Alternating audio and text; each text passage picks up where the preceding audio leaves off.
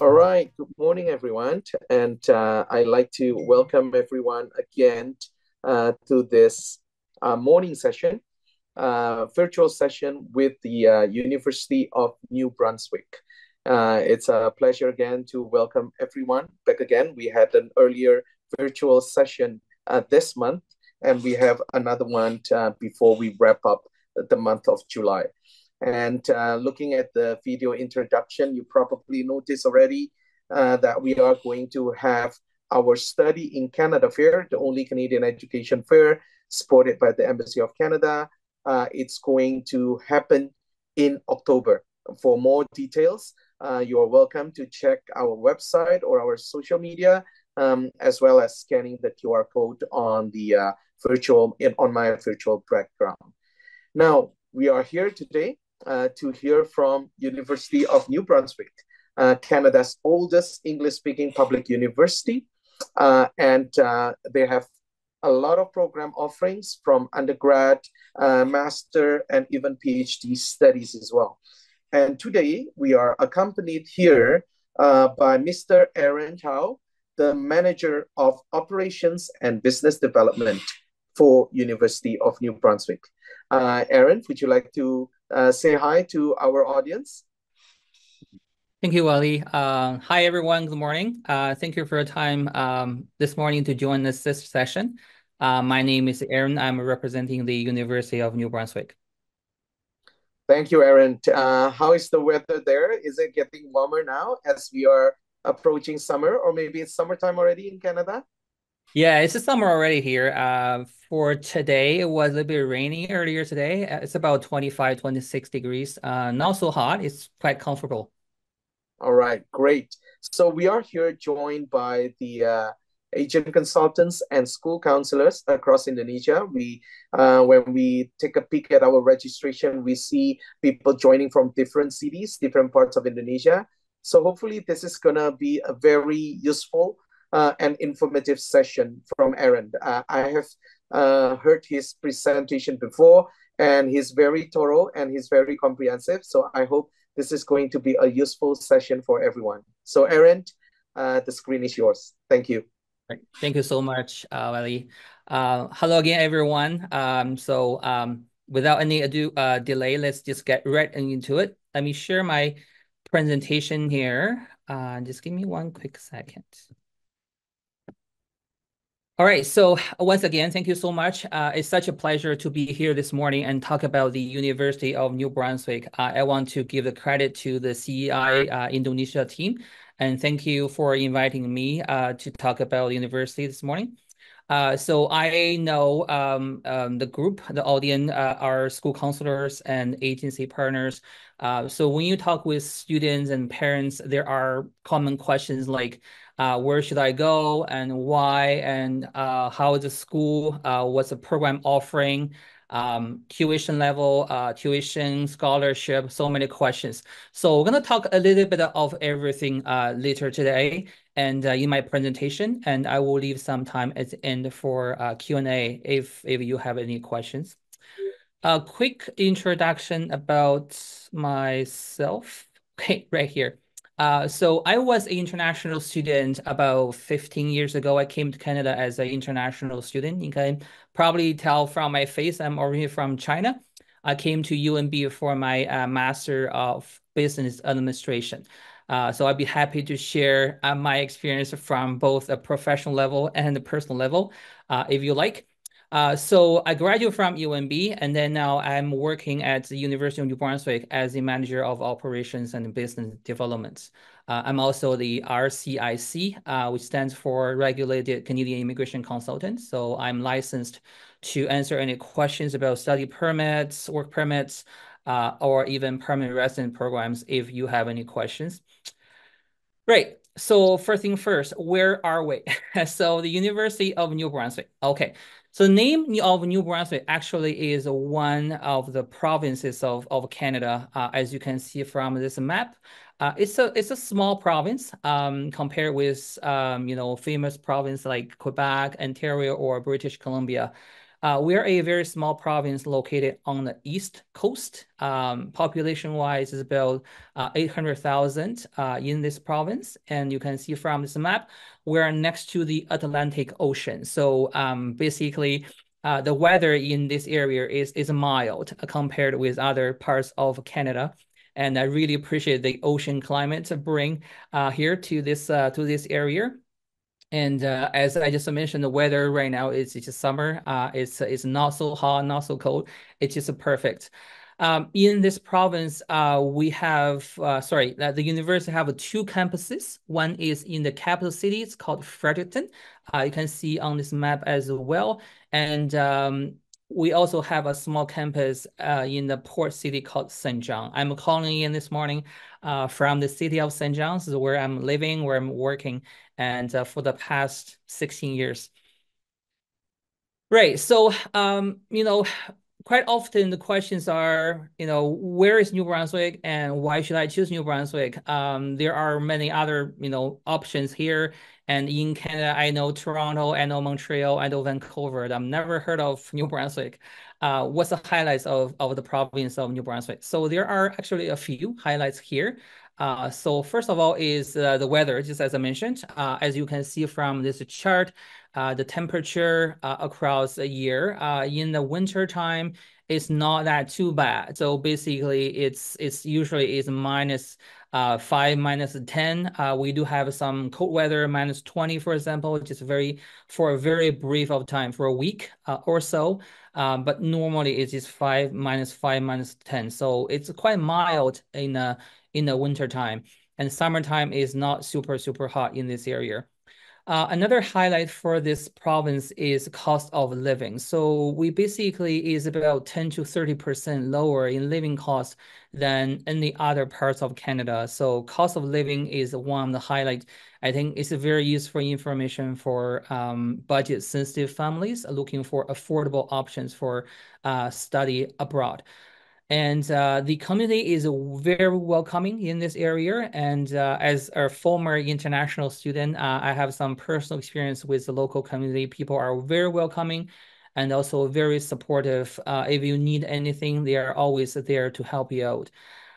Life and work in this area is quite balanced. There's no traffic issue in this area, unlike other big cities. We don't really have a traffic jam. So from where I live to my office, usually it's only about 15 minutes by car. So it's quite convenient. There's no waste of time on the road, on the highway. About the University of New Brunswick, some quick highlights about university. University of New Brunswick, or UNB, is the oldest English-speaking university in Canada. We started back in 1785. Now we're over 230 years old. So definitely a very, very long history. Good quality of education is the key for us to stand here for this long. We are also ranked as one of the top comprehensive universities in Canada.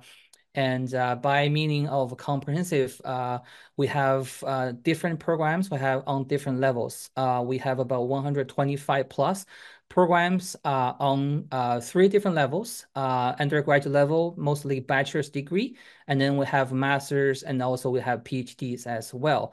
We are also a 5-star QS rated university in Canada. There are only probably 3 or 4 universities in Canada have this 5-star rating. So it's a great ranking system. So definitely we're well recognized by the world famous ranking system. We still consider ourselves is a very small school. So we have 2 campuses, like I mentioned. So in total, we have a student population about 10,000. Fredericton is our main campus. This is where we started over 200 years ago. We have about 8,000 students on that campus. Here in St. John, we have a smaller campus and newer campus. We started this campus in the 1960s. On this campus, we have about 2,200 students. So in total, we have 10,000 students, and international student ratio is about 25% right now. Very healthy international student ratio. I think 25% is very healthy. and the 2,500 international students representing over 100 countries. Definitely very good diversity on campus. 15:1 is our student to faculty ratio, which means on average, one professor versus 15 student. This is the best in this country, which means we have a very small size classes, and we do this on purpose. We want to make sure every student is taken care of, and every student will be able to share or to enjoy the resources we offer to them. Student scholarship is also another highlight for the university. Last year, 68% of our international students who apply for a scholarship receive scholarship. There is one application. Students do need to apply for a scholarship, but we will apply to different categories, and most of the categories are stackable. So basically, we are trying very hard to give international students as much scholarship as possible.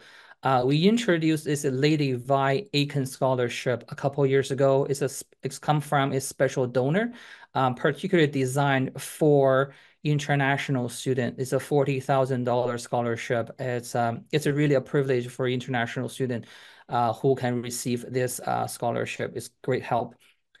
Affordable tuition and cost of living, I'll cover that in the later slides. And definitely high quality of academic programming is a key for us to survive this long in the higher education industry. Some quick facts about university. UNB is also very strong in research. We are one of the best in this region. Over 70% of our research projects in this province is happening at the University of New Brunswick, and we have a lot of research fundings year over year. We also work with some big organizations with big names. For example, we work with NASA, we work with Microsoft, we work with Google for some research projects. And we also house the Canadian Institute for Cybersecurity right on our Fredericton campus, which provide us great resources on cybersecurity. And could bring our computer science or software engineering students into that extra resources, and they can enjoy that. We also have a lot of support for students who are interested in starting up a business here in Canada, and we are one of the most entrepreneurial universities in Canada. A lot of professors here on campus actually is industry professionals, so they teach students with their own professional experience, hands-on skills as well. Right. So program offerings, like I just mentioned, we have two campuses. Fredericton campus is our main campus, which has 11 faculties on that campus. We have a lot of programs offered to international students. I always say we have almost all the popular programs for international students. You can see from the chart very quickly. We have engineering, we have computer science, we have business, of course, and then we have science, we have forestry, environmental management, and of course, we have arts, which is our biggest faculty on the campus. A lot of flexible program for students to choose from. This is a quick list of the program offerings by St. John campus. As you can see, although the campus is smaller, we have 3 faculties on this campus. We still have a lot of interesting programs. Some of them are really attractive for international students. For example, the Bachelor of Health program is a brand new program we introduced about 3 years ago, and have 3 different streams for students not only interested in becoming a medical professional, become a doctor, for example, but also for students passionate in management in health or in working for the governments in the health sector, and also making policies and making policy changes. Just a quick overview about our admission requirements. We do require senior literature for all the undergraduate programs admission purposes. So it could be English or it could be in a different language. As long as it's a grade 12 literature course, we will accept that. we need a high school or senior high school mathematics for most of our program, science-based program in particular, business included. So students need grade 12 mathematics to get into the science-based program.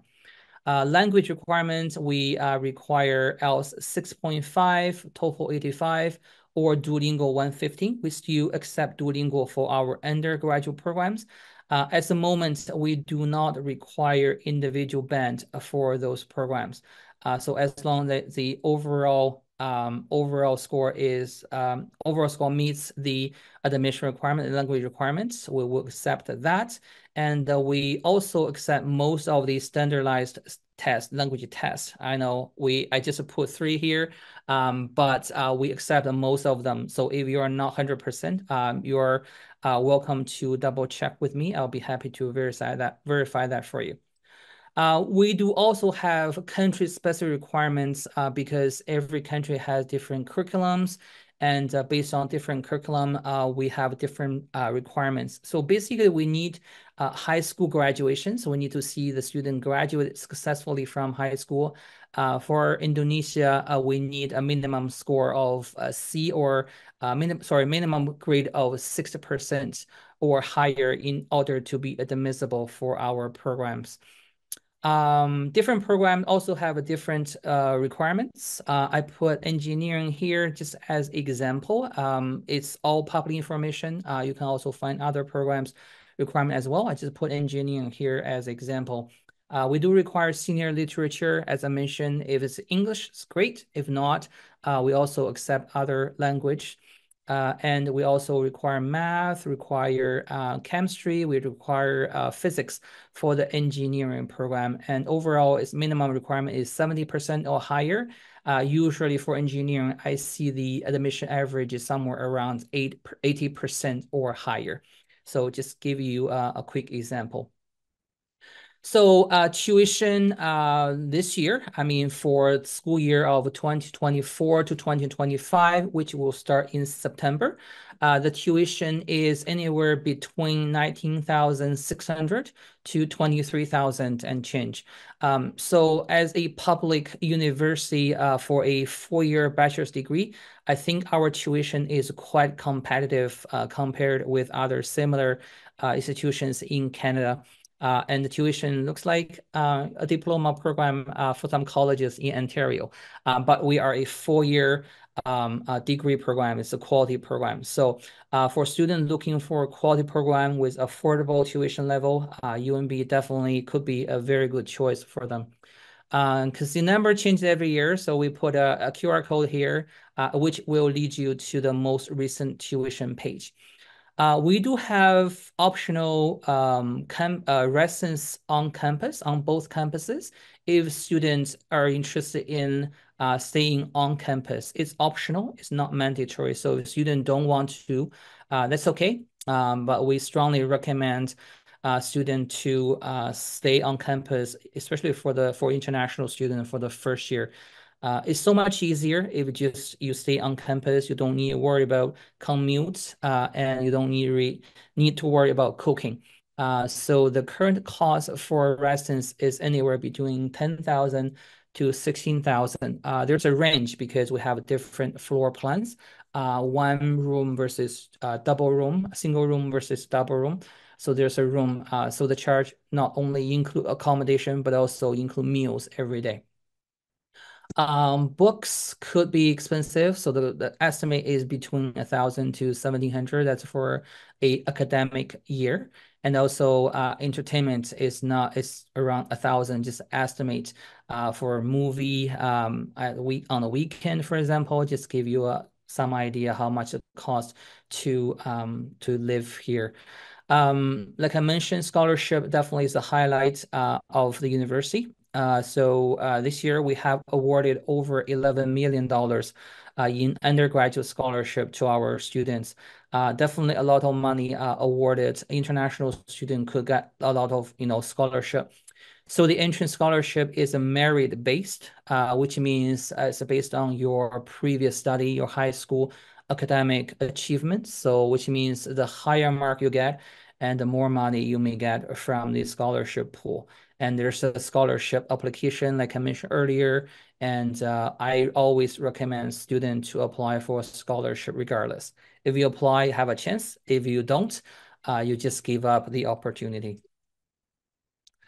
I think, before the session, I see two great videos. One's about the University of New Brunswick. One is about study in Canada. It mentioned about experiential learning here in Canada. UNB definitely is a leader in this area for experiential learning. We do have optional co-op programs across all faculties.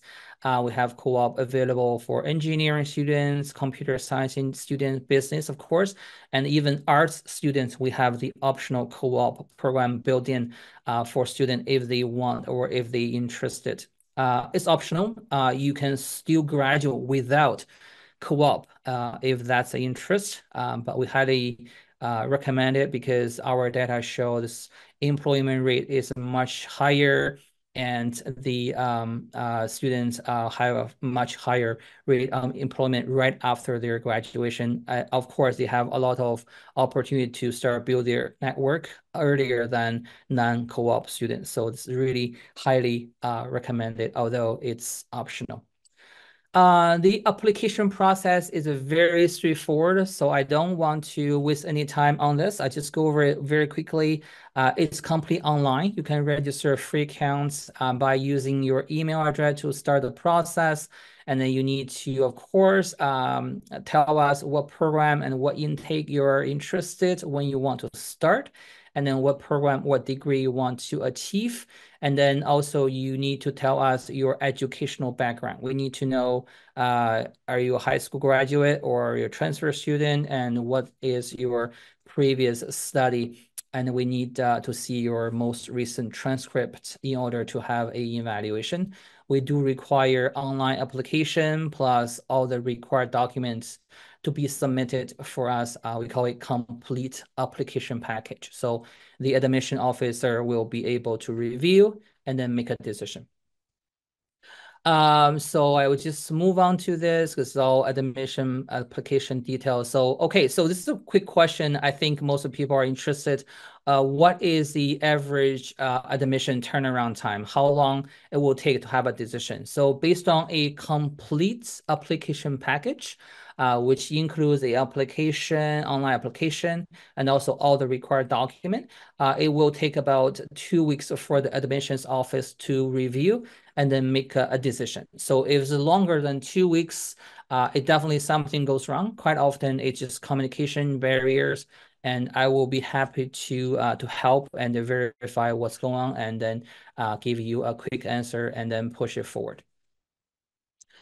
So once the student got accepted, and what's next? So as many of you, as you may know, since January of this year, the federal government referred to our IRCC, and they made a lot of policy change since January, and they implemented this PAL process, the provincial attestation letter system, as a part of the study permit application process. So now after student get accepted, we do need a student to confirm and then request a PAL. And then we will be able to assist students to forward the PAL request to the provincial government. And then we'll be able to have a PAL issued as soon as possible. So last time I heard from the provincial government, the PAL process is fairly quick at the moment. And we want to support our students the best way we can. And of course, after student got accepted, we recommend they connect with our international student service, academic advisor to have a course selected and then to get their trip prepared. We have a lot of orientation pre-departure sessions online. We started a couple of months ago. Every Monday, we have a different topic. Now it's on the go, and student could just register for them and sit in and then listen in and prepare for their study overseas journey.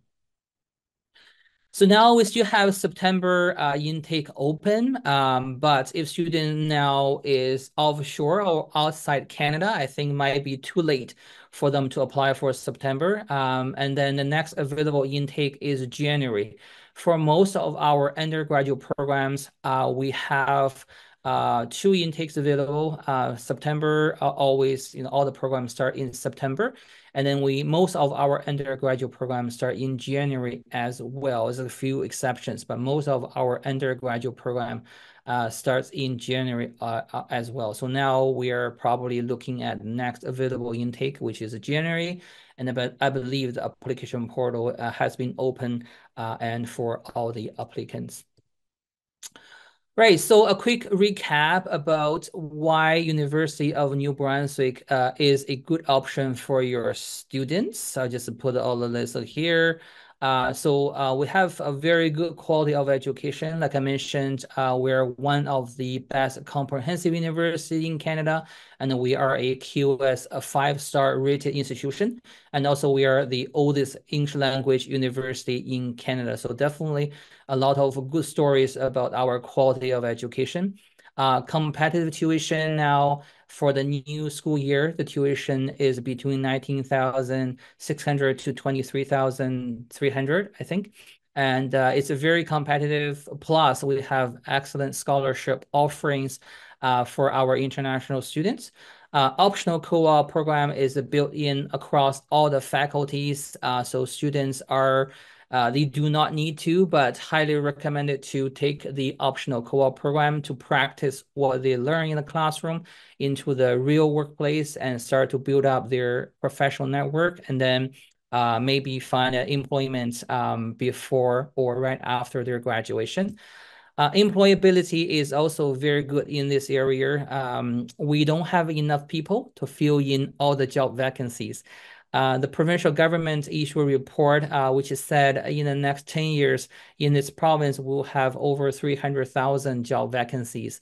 It's a small province and the population is not so big. So definitely we need a lot of more people to come here and to stay here and to reinforce the workforce. Of course, retaining international graduates I think the best way to have trained, educate people to stay in the province. That's why we have a lot of support for international students to find a job. We have career centers on both campuses. We provide a lot of free services regarding employment. We have job fairs twice a year on campus. We bring industry partners on campus for employment opportunities, from time to time. So a lot of support if students want to find employment and start a professional career in this area.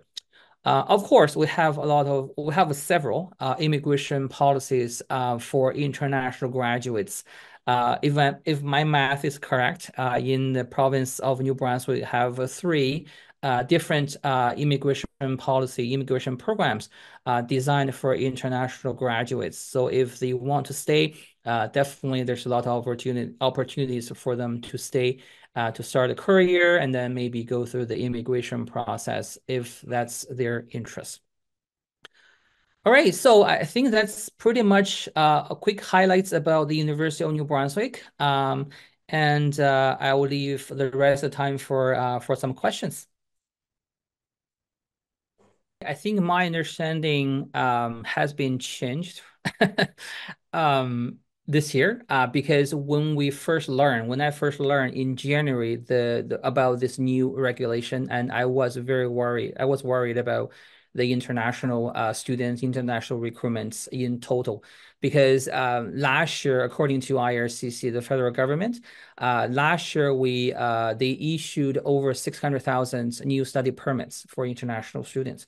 And then this year they wanted reduce it to 300, I think it's 360,000 something new study permit, which means they want to have less international students this year. And I was very worried at that point. But then the PAL process kicked in, and then we start to monitor the PAL process. And then we also worried about what if we don't have enough PAL for all the international students and how we're going to do it. And that is really a new thing for everyone. I think probably all the institutions in Canada, everybody in this sector are also learning as we go. But at this point, I have the confidence to say for this year, for this Pell year, we have enough Pell to use. And I'm not worried at all right now because we realize we have more than enough Pell to give to our international students. So and I'm because I understand there's a lot of concerns in the market from parents, from students, and the slow take on Pell is a new process. And a lot of people worry, a lot of people to wait and want to see the progress before they make the decision. I understand that, but I think right now we have enough Pell, and then I really look forward to see the fall number for enrollments to see the potential impact on the overall international enrollment number, which will be available in October and November this year. But again, like I said earlier, I don't think that will impact the overall application process. Programs are still open in as usual. We still do application as usual. For that, we don't have anything different this year. And then our admission requirements, admission standards are the same for international students. And then we are doing our best for our Pell process. Now, the turnaround time is very quick. So we want to have a very quick turnaround to reduce the overall processing time for study permits. So which being said, we are very confident that, we don't have any issues with the new Pell process, and we don't want to add some roadblocks for international students. I think everything from my observation, I think everything is fine. Thank you for the insight, Aaron. I too share the same optimism, especially from speaking to other Canadian institutions and also to the agencies here that have been processing study permits so far for international students for this fall intake. In fact, from what I've heard, the processing time has been is probably in the best ever. Yeah, I totally agree with you. When I started this presentation, I think diversity is very important for UNB. I think for us, we definitely need to look into the Indonesia market, and we definitely need to invest and keep the diversity going. We definitely appreciate all the effort you and your team doing, and all the audience are doing for Canadian higher education, and I really appreciate all the support and all the efforts.